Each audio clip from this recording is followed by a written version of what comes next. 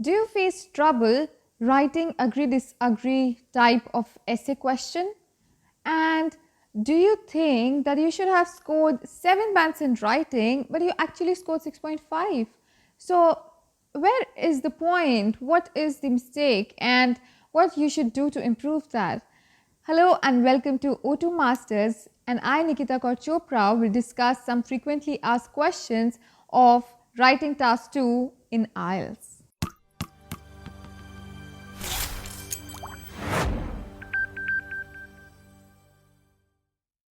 So let's begin with agree disagree and what should you do, because there are many questions related to that.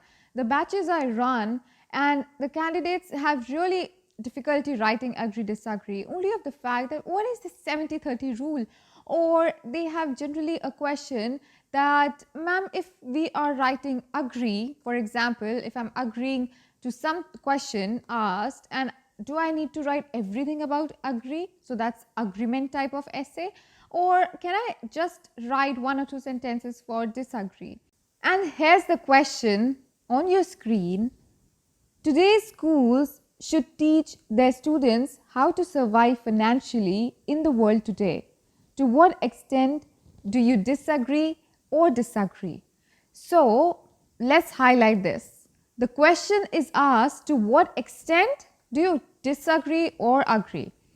And what is the difference of general question asked, do you agree or disagree, and to what extent do you agree? So there are 3 types of questions that can be asked. So what is the main difference? Have you wondered?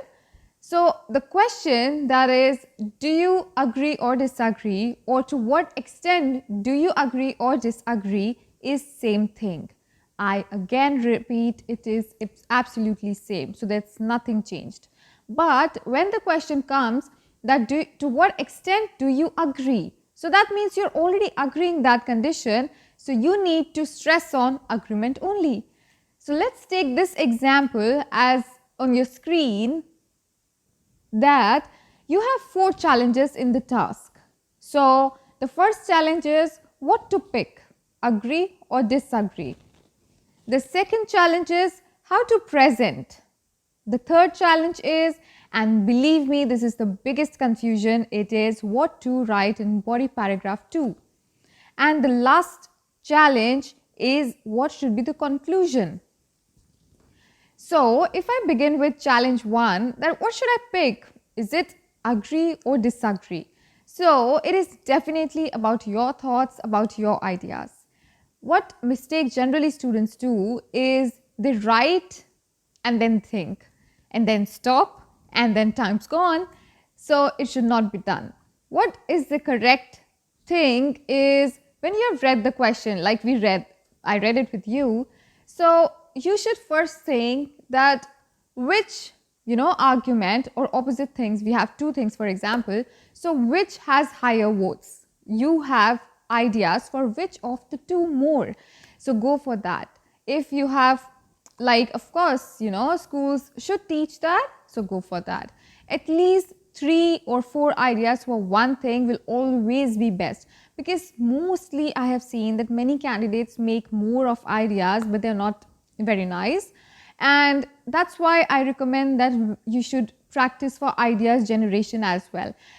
In our online classes, we generally give blank sheets with few shortcuts how to generate ideas, and believe me, that's very helpful. So what is challenge 2? It is how to present. What I mean by how to present is that now you have ideas. So always I say and stress this word that first of all read the question, which of course you will do. So think, plan and write, the key.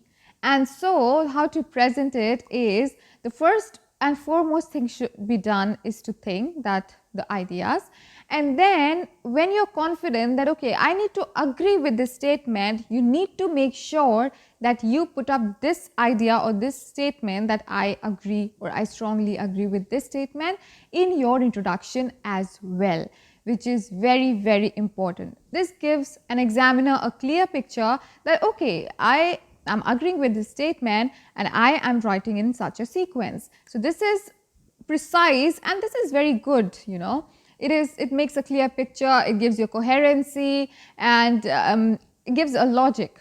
So how to present, of course, introduction, highlight is important, and then you have to pick your best of ideas and write them in body paragraph 1.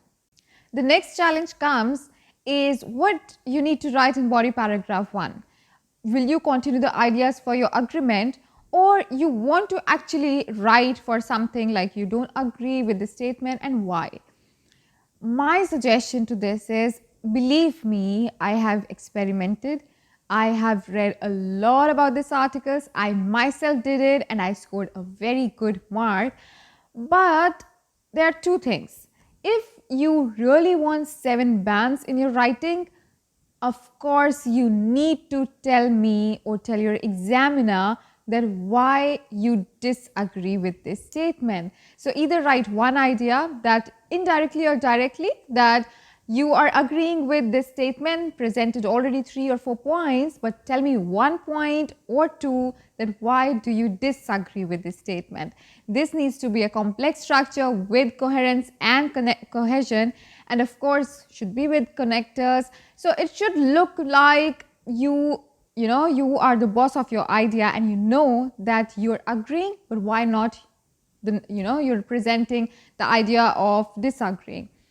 And if not, if you're not aiming at such high score, you're okay with 6.5 up to your grades, but then you can follow only the agreement. So that means you can only present body paragraph 1 and 2 on the basis of agree, that what part do you agree, and you can just simply give your ideas in that sequence. Make sure that from the very first word of your introduction till the end full stop of your conclusion, it should make sense. If you're aiming at 7 plus writing is not easy. The jump from 6.5 to 7 is really difficult, but you need to practice. In our online classes, we actually aim, and we definitely provide individual classes, and I and my trainers really make sure that we discuss the candidates writing every day, and we try to make a discussion column where we give them few of the questions on the spot and ask them to generate ideas. So this is the ultimate goal. If you want 7, you really need to do this. Yeah. And so moving on, challenge 4 is conclusion. What do you do in conclusion? For this topic, of course, you've already told that you agree with this statement. So conclusion is something summary. So what I mean by summary is that you're actually, watching a movie and you're waiting for the last part, that who kills whom for an action movie. So similarly, in this writing, you are putting your whole of the efforts cooking up or making a story, and in the last you're showing up some conclusion. So in that way, the conclusion does not shouldn't have any of the new characters or points, but should actually modify what you have told me or written in your above 2 paragraphs. So again, in conclusion, I should be clear that you favored this point due to this, but in your own paraphrased lines. So that's it for agree and disagree. Let's move to another question which is asked frequently. So the second very common question asked to me is that what are the parameters if I need to get 7 bands in writing? So the parameters never change. It's still the same. You aim at 6.5, 7, 8. But the parameters, what are they, and what is the importance? Like if I want 7 bands in my writing, what should I focus more on? Because that is where you commit mistake. So let's discuss. On your screen, you have 4 parameters. The very first is task response. The second is coherence and cohesion. The third is lexical resource. The fourth one is grammar, range and accuracy. So let's talk about that one by one, that what is the difference between a 6.5 and 7 on the basis of parameters. Of course, on IELTS website, you can get all the perfect ranges, that how you're scored and everything. If you want, you should comment that you want that video by me, and I'll definitely bring up. But if I discuss that, so for 7 bands, you really need to stress on, guess what? It's not lexical resource this time. It is definitely coherence and cohesion. Maximum of the candidates actually prefer to work on different, like grammar. They improve grammar, they do quite well in grammar, they do the task response, they actually work on vocabulary. That's very good, of course, that's required, but you forget about the coherence and cohesion, which is actually ultimate key to get your band 7 in writing. Mark my words. Because why is this so? Why I'm so confident about it? Because if you're not presenting any of the logic, consistency in the whole of your paragraph, in the whole of your essay, it doesn't look nice. Why will an examiner give you a full mark in coherence and cohesion when you're not giving me the connectors at the right place, when you're not making any logic and any sense and any connectivity within the paragraph? It is nothing then. So you will definitely get 6.5, which I'm sure you don't want. So remember this word. So the last one is proofreading. What do you need to do for proofreading? Of course, I understand that you cannot erase and write it again, or make it messy, cut your lines, rewrite. No, don't do that. That's really bad and annoying for any of the examiners. But what you should do in proofreading is your spellings, your grammar. If you have done some silly mistakes such as capital letters, if you wanted to write people and you see that people is being repeated all the time, just erase that word and try to write individuals and or some other word. So in this way, I think you should do proofreading, and this is helpful for my candidates, so that's a secret, and it is all yours now. So do not forget to subscribe, like, and press the bell icon to get more of these useful videos, and of course stay tuned with O2 Masters.